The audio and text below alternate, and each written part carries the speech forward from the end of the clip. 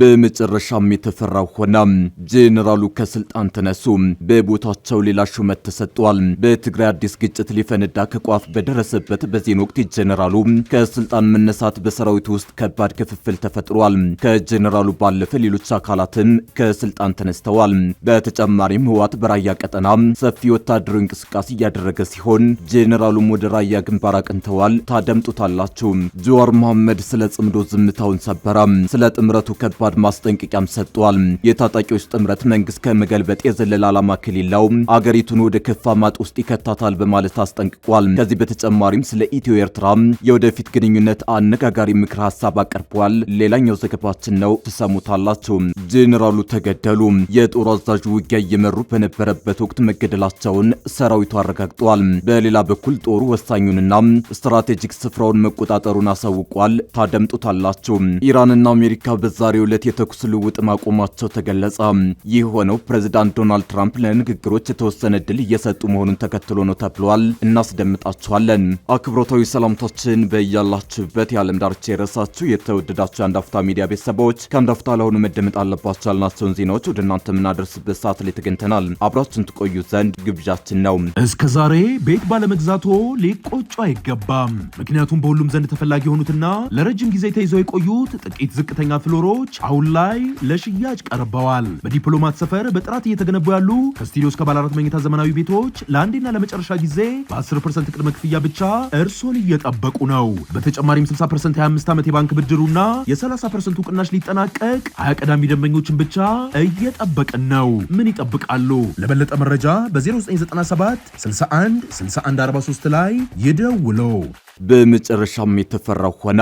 ጄኔራሉ ከስልጣን ተነሱ።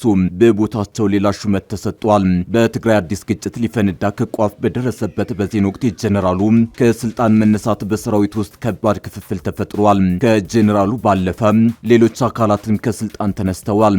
በተጨማሪም ህወሓት በራያ ቀጠና ሰፊ ወታደራዊ እንቅስቃሴ እያደረገ ሲሆን ጄኔራሉም ወደ ራያ ግንባር አቅንተዋል። ትኩሳቱ አይሏል። ህወሓት ቤት ምን እየተፈጠረ እንዳለ ግራ አጋቢ ሆኗል። ክፍፍሉ አሁንም እንደቀጠለ ነው። በኃይል የክልሉ ፕሬዝዳንት የሆኑት ዶክተር ደብረጽዮን ገብረ ሚካኤል ጄኔራሉን ጨምሮ ከፍተኛ አመራሮችን ከስልጣን አንስተዋል፣ ሹምሽርም አድርገዋል። ይህ ሹምሽር ህወሓት በከባድ ክፍፍል እየተናጠ ስለመሆኑ አመላካች ሆኗል። ዶክተር ደብረጽዮን ገብረ ሚካኤል የትግራይ ጊዜያዊ አስተዳደርን በማስወገድ ራሳቸውን የክልሉ ፕሬዝዳንት አድርገው ካወጁ በኋላ የመንግስት መዋቅሩን ይበልጥ ለማጠናከር ለመቆጣጠር የሚያስችላቸውን አዳዲስ ሹመቶችን ሰጠዋል። በዚሁ መሰረት ዶክተር ረዳኢ ብርሄም የንግድና ልማት ቢሮ ኃላፊ እንዲሁም አቶ ተወልደ ብርሃን ተስፋለምን የሰላምና ጸጥታ ቢሮ ኃላፊ አድርገው ሾመዋል።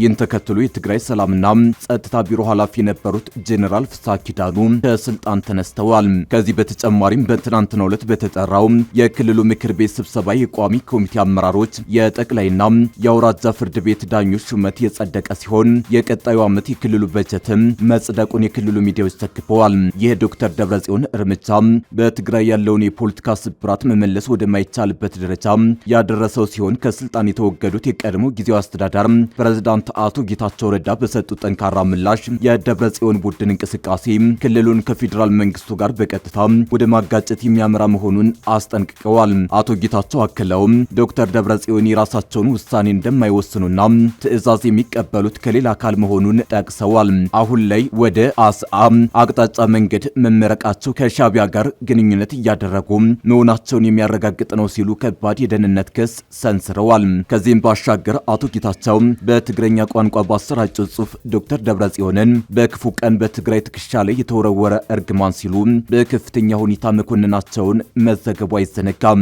የፖለቲካ አመራሩን ታሪካዊ ክሽፈት ለማሳየትም በሰኔ 2014 ዓ.ም ምዕራብ ትግራይን ለማጥቃት በተጠራው የኮማንድ ፖስት ስብሰባ ላይ የተፈጠረውን አስታውሰዋል። እንደ አቶ ጌታቸው ገለጻ በወቅቱ የትግራይ ሰራዊት ዘመቻ ኃላፊ የነበሩት ወዲም በይታይ የጥይት እጥረት መኖሩንና ስጋታቸውን ሲገልጹ ጥይት የማቅረብ ኃላፊነት የነበረበት የፖለቲካ አመራሩ በተለይም ዶክተር ደብረጽዮን መፍትሄ ከማምጣት ይልቅ ዝምታን መርጠዋል። በምትኩ ወይዘሮ ፈትለወርቅ ገብረ እግዚአብሔር ሞንጀሪኖ ጄኔራሉን ፈርታችሁ ነው ወይ በማለት ሞራላቸውን የሚነካ ዘለፋ መሰንዘራቸውንና ሰራዊቱ ኃላፊነቱን ሲወጣ የፖለቲካ አመራሩ ግን ሚናውን እንዳልተወጣ አረጋግጠዋል። አረጋግጠዋል። በአጠቃላይ የትግራይ ክልል ፖለቲካ በአንድ በኩል ዶክተር ደብረጽዮን ክልሉን ሙሉ በሙሉ በእጃቸው ለማድረግ በሚያደርጉት እርምጃና በሌላ በኩል በአቶ ጌታቸው ረዳ በኩል በሚሰነዘሩ የውጭ ሀገር ጣልቃ ገብነትና የእርግማን ክሶች ታጅቦ እጅግ ወደ ተወሳሰበና ፌዴራል መንግስቱን ጭምር ሊያሳትፍ ወደሚችል የፖለቲካ ቀውስ ውስጥ መግባቱን አዝማሚያዎች ያሳያሉ። ጀዋር መሐመድ ስለ ጽምዶ ዝምታውን ሰበረ። ስለ ጥምረቱ ከባድ ማስጠንቀቂያም ሰጥቷል። የታጣቂዎች ጥምረት መንግስት ከመገልበጥ የዘለለ ዓላማ ከሌለው አገሪቱን ወደ ከፋ ማጥ ውስጥ ይከታታል በማለት አስጠንቅቋል። ከዚህ በተጨማሪም ስለ ኢትዮ ኤርትራ የወደፊት ግንኙነት አነጋጋሪ ምክር ሀሳብ አቅርቧል። ፖለቲከኛው አቶ ጀዋር መሐመድ ቲክቶክ ላይ በተዘጋጀ የውይይት መድረክ ላይ ትናንት ባደረገው ንግግር በኢትዮጵያ ታሪክ ውስጥ የሚፈጠሩ ጊዜያዊ የፖለቲካ ትብብሮች ያላቸውን አደጋ፣ አሁን ላይ ሀገሪቱ ስለሚያስፈልጋ የፖለቲካ ራዕይ እንዲሁም ኤርትራ ጋር ስለሚኖረው ቀጠናዊ ትስስር ሰፋ ያለ ትንታኔ ሰጥቷል። በኢትዮጵያ ታሪክ ውስጥ ንጉሱን በመቀጠልም ደርግን ለመጣል የተፈጠሩት የፖለቲካ ትብብሮች ጊዜያዊ ጠላትን ከማስወገድ ባለፈ ዘላቂ መፍትሄ እንዳላመጡ አቶ ጀዋር ተናግሯል። ደርግን ለመጣል የተፈጠረው ትብብር የአማራውን ልሂቅ በማግለሉ አዲስ የፖለቲካ ትርክት እንደወለደ ሁሉ ከ2018 እስከ 2020 የነበረው ትብብር ትግራይን በማግለሉ ሀገሪቱን ወደ ጦርነት ማስገባ ቱን አስታውሷል። በአሁኑ ወቅትም የማዕከላዊ መንግስቱን ውድቀት ተከትሎ አብይን ለመጣል ብቻ ተብለው የሚፈጠሩ ትብብሮች ከፍተኛ አደጋ እንዳላቸው ያስጠነቀቀው ጀዋር የፖለቲካ ኃይሎች መንግስትን ከመጣል ባለፈ ከአብይ አህመድ ወይም ከብልጽግና በኋላ የምትመጣው ኢትዮጵያ ምን አይነት አስተዳደርና ማህበራዊ አደረጃጀት ይኖራታል በሚለው ዘላቂ ራዕይ ላይ አስቀድመው ሊወያዩና ስምምነት ላይ ሊደርሱ እንደሚገባ አሳስቧል። ይህ ካልሆነ ግን ሀገሪቱ ወደ ሌላ አዲስ የትርምስ አዙሪት ውስጥ እንደምትገባ አስጠንቅቋል። የፖለቲካ ምህዳሩ መዘጋትና የውጭ ጣልቃ ገብነትን በተመለከተ ባነሳው ሐሳብ የፖለቲካ መድረኩ ዝግ በሚሆንበት ጊዜ የሰላማዊ ትግል አማራጭ ቦታውን ለጠበንጃ እንደሚያስረክብ ገልጿል። የትጥቅ ትግል የጀመረ ማንኛውም ኃይል ደግሞ የጦር መሳሪያ ድጋፍ ለማግኘት ሲል ከሌሎች የውጭ ኃይሎች ጋር ለመተባበር እንደሚገደድ አብራርቷል።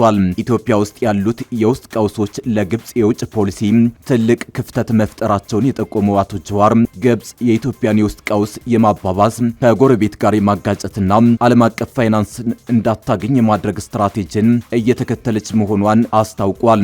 በተጨማሪም ኢትዮጵያ በሱዳን ጉዳይ ላይ የተከተለችው የተሳሳተ አካሄድ ሱዳን ከኢትዮጵያ አማጽያንና ከኤርትራ ጋር እንድትሰለፍ መግፋቱን ተናግረዋል።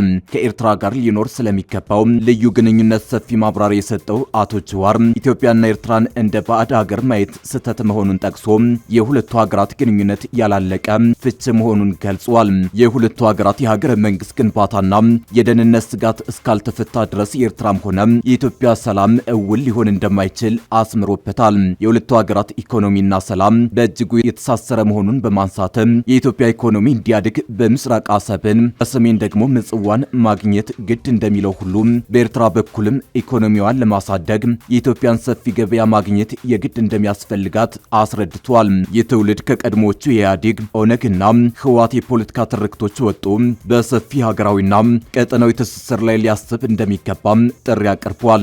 አሜሪካና እንግሊዝ እንዳላቸው አይነት ልዩ ግንኙነት በኢትዮጵያና በኤርትራ መካከል ሊገነባ እንደሚገባ ያሳሰበው ፖለቲከኛው የሁለቱ ሀገራት ማህበራዊ፣ ፖለቲካዊ፣ ኢኮኖሚያዊና የደህንነት ጉዳዮች ቀስ በቀስ ካልተሳሰሩ በስተቀር ሁለቱም ሀገራት የህዝባቸውን ህልም ማሳካት እንደማይችሉም አስጠንቅቋል። ጄኔራሉ ተገደሉ። የጦር አዛዡ ውጊያ እየመሩ በነበረበት ወቅት መገደላቸውን ሰራዊቱ አረጋግጧል። በሌላ በኩል ጦሩ ወሳኙንና ስትራቴጂክ ስፍራውን መቆጣጠሩን አሳውቋል። የሱዳን ብሔራዊ ጦር የኮርዶፋን ቀጠና ዘመቻ አዛዥ ሜጀር ጄኔራል አብዱላዚዝ እስማኤል አበከር መገደላቸውን ጄኔራል አልቡርሃን አረጋግጠዋል።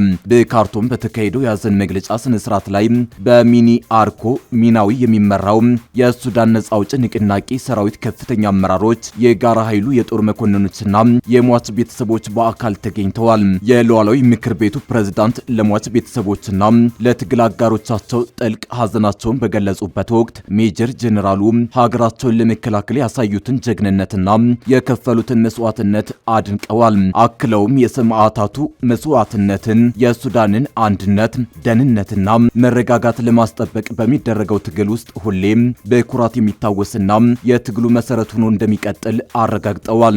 የሟች ቤተሰቦች በሚኒ ሚናዊ የሚመራው የሱዳን ነጻ አውጪ ንቅናቄና የጋራ ኃይሉ አመራሮች ፕሬዝዳንት አልቡርሃን በአካል ተገኝተው ሀዘናቸውን በመግለጻቸው ላቅ ያለ ምስጋናቸውን አቀርበዋል። ሜጀር ጄኔራል አብዱልአዚዝ የጀግንነትና የቅንነት ተምሳሌት ሆኖ እንደሚቀጥል አውስተው የትግል አጋሮቹ የእርሱን ፈለግ በመከተል ሱዳንን የመከላከል ሀገራዊ ግዴታቸውን አጠናክረው እንደሚቀጥሉ ቃል ገብተዋል። በሌላ በኩል የሱዳን ጦር ስትራቴጂካዊቷን ስፍራ ተቆጣጥሯል። የሱዳን ጦር ኃይል ከመዲናዋ ካርቱም ተነስቶ በተቀናቃኝ የፈጣን ደጋፊ ኃይሎች ከበባ ውስጥ ወደምትገኘው ኤል ኦቤይድ ከተማ የሚወስደውን ዋና የትራንስፖርት መስመር ሙሉ በሙሉ መቆጣጠሩን አሳውቋል። በትናንትናው ዕለት በሱዳን ጦር ኃይል ቁጥጥር ስር የገባው አል ሳዳራት የተሰኘው ዋና አውራ ጎዳና ኃይሉ ወታደሮቹን መሳሪያን፣ የነዳጅና የሎጂስቲክስ አቅርቦቶችን በቀላሉ ለማንቀሳቀስ የሚረዳው ሲሆን አርኤስኤፍ የሰሜን ኮርዶፋን ግዛት ዋና ከተማ የሆነችውን ኤል ኦቤይድን ለመቆጣጠር የሚያደርገውን ግስጋሴ የሚያግድ ነው ተብሏል። በከተማዋ ውስጥ ግማሽ ሚሊዮን ገደማ የሚሆኑ ዜጎች ተከበው የሚገኙ ሲሆን ነዋሪዎቹ ለአርኤስኤፍ የድሮን ጥቃት በመጋለጣቸው አሰቃቂ ሰብአዊ ውጥረት ማንዣበቡን የተባበሩት መንግስታት ድርጅት አስጠንቅቋል። የሱዳን ጦር በወጣው መግለጫ መሰረት አውራ ጎዳናውን ተቆጣጥሮት ከነበረው የአርኤስኤፍ ኃይል ጋር ለሁለት ቀናት ያህል ከተካሄደው ከፍተኛ ውጊያ በኋላ በካርቱምና በኤል ኦቤይድ መካከል የሚገኙ በርካታ ከተሞችና መንደሮችን መልሶ መቆጣጠር ተችሏል። ይህ እርምጃ ጦሩ ባለፉት ወራት ውስጥ በተቀናቃኙ ላይ የሰነዘረው የመጀመሪያው ትልቅ ወታደራዊ ማጥቃት ነው ተብሏል። ፕሬዝዳንት ዶናልድ ትራምፕ ለንግግሮች የተወሰነ ዕድል እየሰጡ ነው ሲሉ በተባበሩት መንግስታት ድርጅት የአሜሪካ አምባሳደር መናገራቸውን ተከትሎ ኢራንና አሜሪካ ሰኞ ዕለት የተኩስ ልውውጥ ማቆማቸው ተገለጸ።